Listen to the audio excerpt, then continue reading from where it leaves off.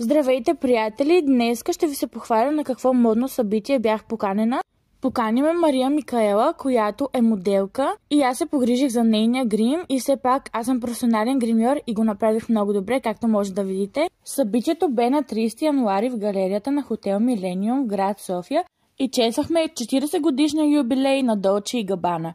На това светско събитие бяха поканени дизайнери, модели, любители на модата и любимата ми медия Код Fashion TV, които правиха интервюта само на моделите и на дизайнерките. Моделките първо дефилираха сами, а после дефилираха заедно с техните дизайнерки.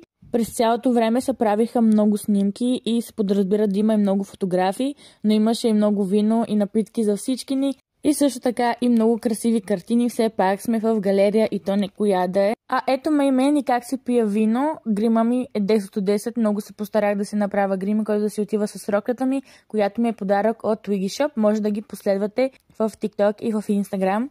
И да си пържите нещо от сайта им, имат много хубави дрехи. Реших да облека нея, защото темата на вечерта бе нова романтика и смятам, че с това червено червило и тази тъмно-червена рокля изглежда много романтично и бих описала вечерта като вълнуваща вечер, изпълнена с красота, вдъхновение и страст към модата. И за още такива видеа ме последвайте. Също така коментирайте какво да си пожелаете и чао, до нови срещи!